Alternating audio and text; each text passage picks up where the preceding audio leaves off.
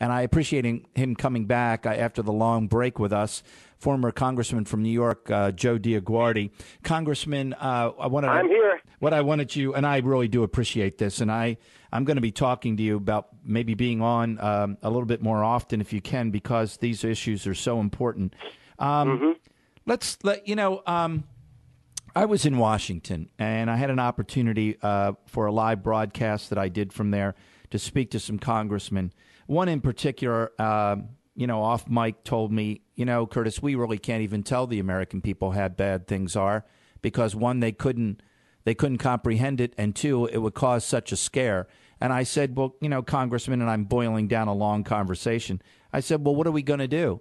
And he says, 90% or more of the people up here have no clue what to do.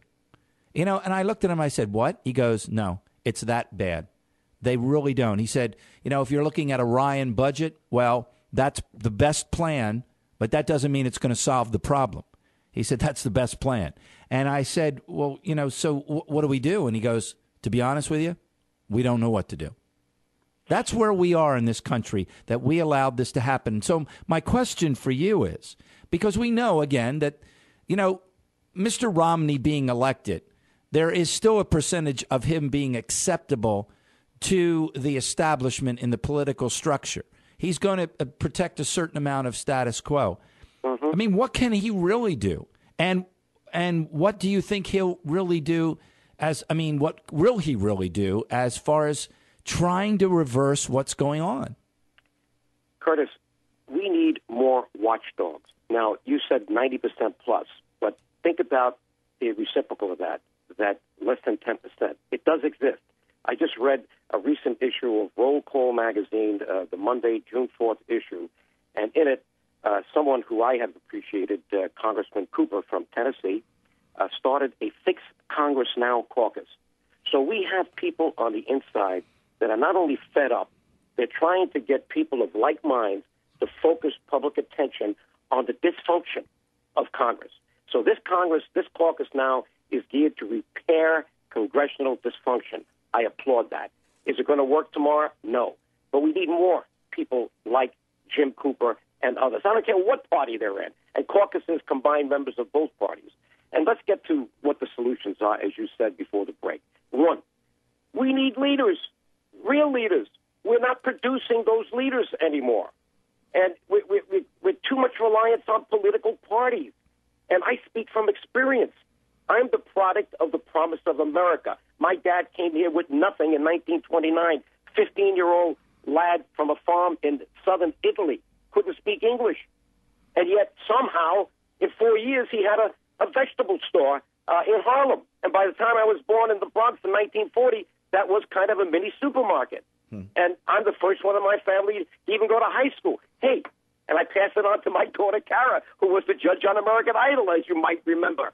So there is a promise of America, but it's got to be cultivated family by family. You can do it if you have the will to do it, okay? And I've always said we've got too much reliance on parties. Parties are dividing America. The real party has to be America and the promise of America. And we've got to do everything possible to get new leaders at every level of government in there. We pay for education, Curtis, to get leaders in the military. And fine, we need it. We spend $700-800 billion this year. I hope we have the best. So we send them to West Point, and we send them to Annapolis. But why don't we do the same thing to send maybe one from each district at our expense? I'm not looking to add to the budget. I'm looking to increase the quality of America to Harvard and to Wharton, so that, and then they bind themselves for 6 to 10 years to work in the federal government to make things better. Public administration. We got people who are not qualified running trillions of dollars of our money at the local and at the federal level. So leaders is what we need. We need electoral reform. We need a 4-year term in the House. And we need a 6-year term for presidency, and that's it. I don't want to care, I got to create my legacy for the future in my second term. What about the people? You need budget reform. You need a 2-year budget, not a 1-year budget. We're wasting too much time recycling the same numbers. And we need, Curtis, zero-based budgeting. Why? because we kind of look at the baseline and we go, well, that's what we spent last year. Let's add 2%, 5%.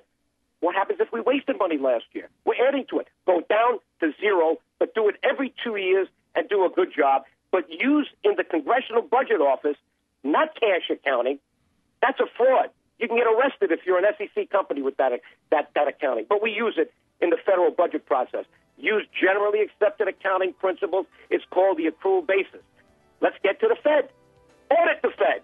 I agree with Ron Paul. You can't kill the Fed, but you got to audit it. But I go beyond Ron Paul. Bring in outside accountants. Don't use government accountants. There's too much of a conflict of interest. And finally, take money out of politics. Create a level playing field. I had to raise a lot of money. Well, I'm an energetic type. I could go around. I ask people for a lot of things, and I managed to do it, but I did put in my money too. But Citizens United is not good. And by the way, it's a 5-4 split decision. We know it's going to change. There's not enough transparency. We got to change money in politics, and one of the ways you do it is you tell the FCC, the Federal Communications Commission, you have a license from the people. Make time available equally at no cost for political ads. I've got to go, Congressman. Thanks so much for coming back, and thank you for the clarity there, and thank you for our discussion today, and we'll have you back more often. I apologize for the delay in having you on.